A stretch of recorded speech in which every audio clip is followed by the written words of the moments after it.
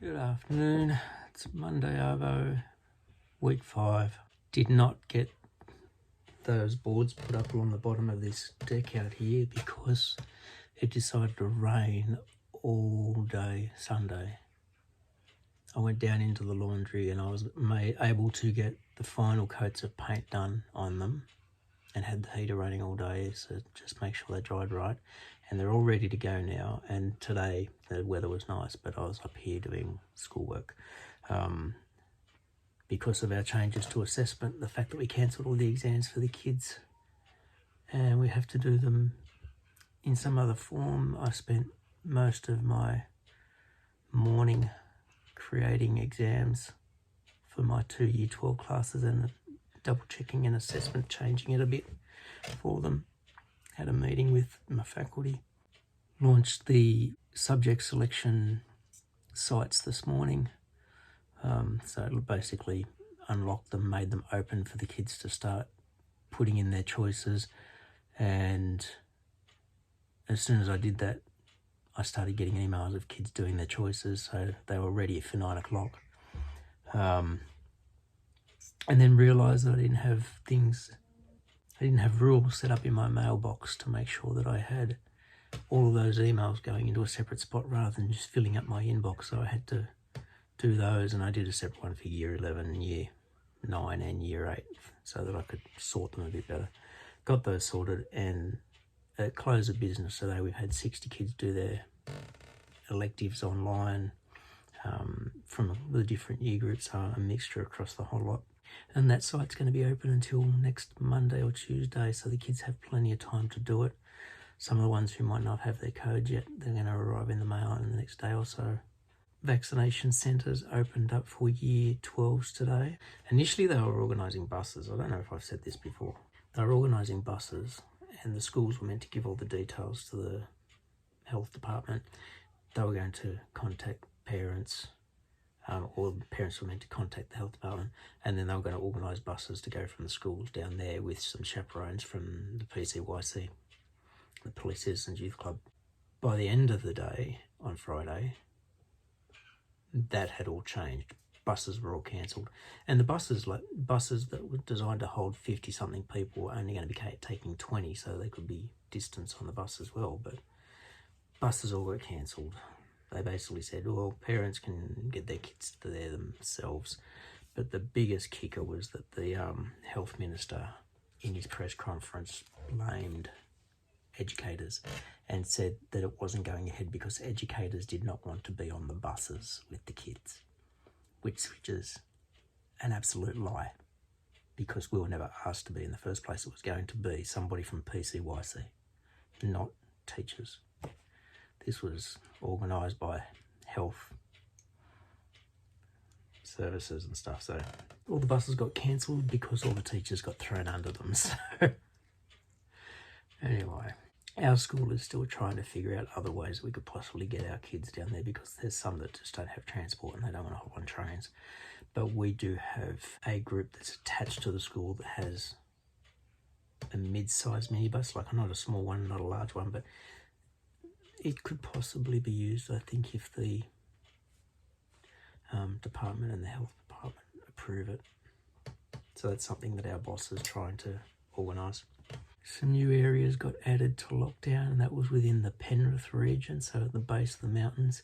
So cases are starting to move west through the suburbs, and they were as far as like St Mary's, Orchard Hills, that sort of stuff, heading towards Penrith, that they're finding cases. So Penrith LGA got put into a strict lockdown as of yesterday afternoon.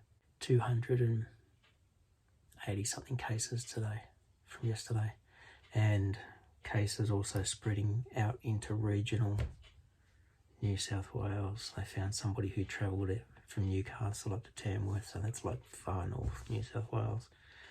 It's going to keep going if people don't hunker down. People don't realise that they've got it, and it spreads through schools so much faster. Like up in Queensland, it just exploded through several schools because of movement of students to sports practices or music practices, or it just went like crazy. So yeah, it does not look like we'll be back at school this term. This is week 5. This is the start of week 5. I think I already said that, didn't I?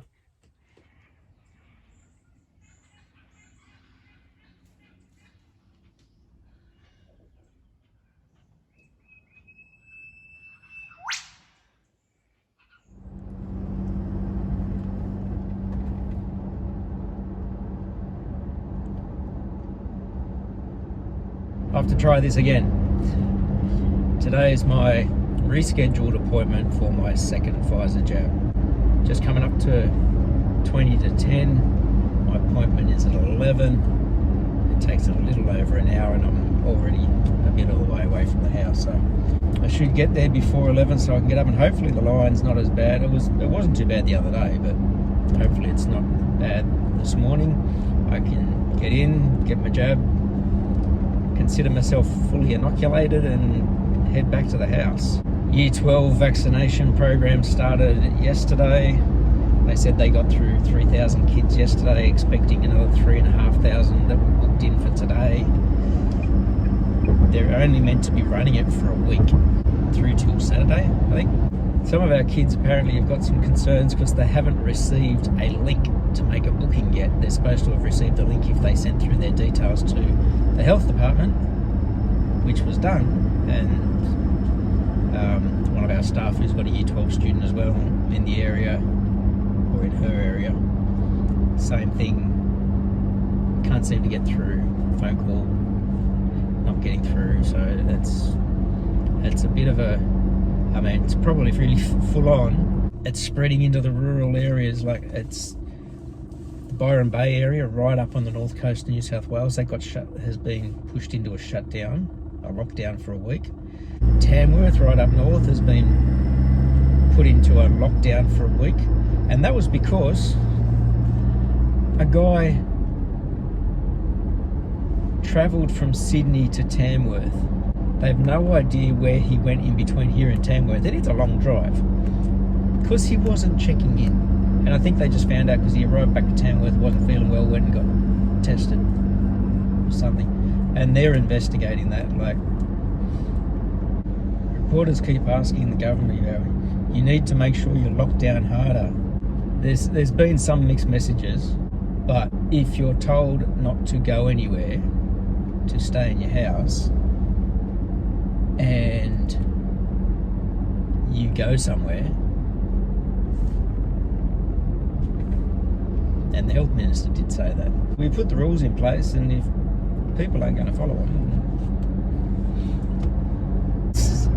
I'm saying that, and I'm leaving the house. They've said you're allowed to leave the house for essential food shopping, if you're an essential worker and have to go to work, so emergency services, because teachers aren't even in that role now unless you're one of the tiny number that are rostered into the school for those few students who have to go to school. Like we still have about 5 kids turning up at our school, and so we've got office staff, 1 member of the senior exec, or 2 teachers. One of my workmates when he's heard, because I let everybody know that I was able to book into Campbelltown, they said, that's a hot zone area.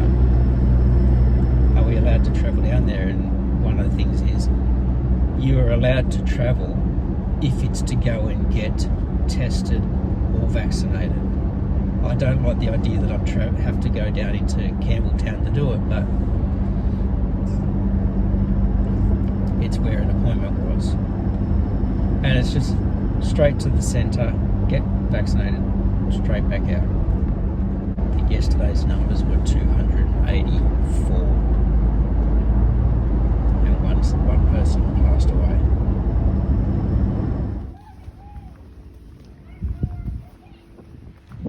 So that's it. 2 jabs done. Couple of weeks for the inoculation to kick in. It should be fully protected by then.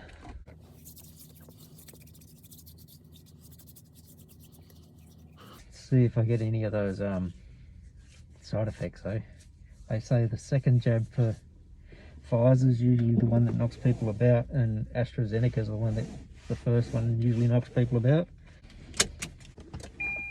I know one of my staff got AstraZeneca, and she said she felt a little bit off for a day after her first jab. I had no issues with the first one, a little bit of tenderness with the shoulder the following day. Not even that, just sort of like a numb. I got that much pain in my shoulders and my arms anyway. It's like...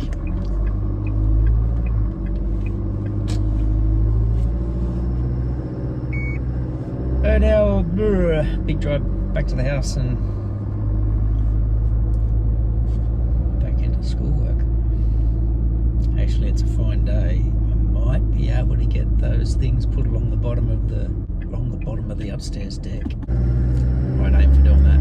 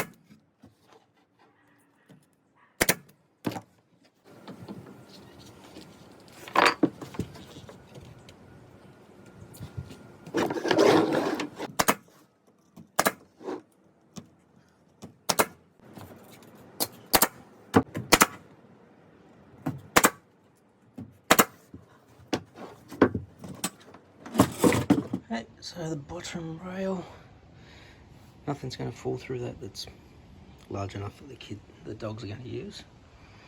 That end gets a little bit bigger, but not that bad.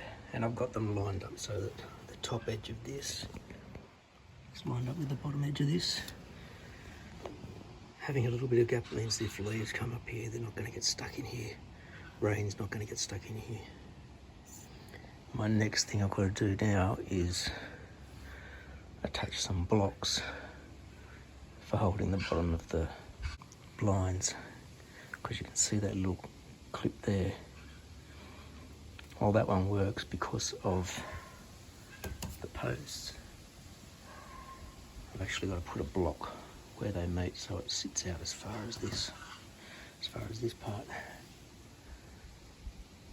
So I need one down the end, one here, one there, and one right at the end.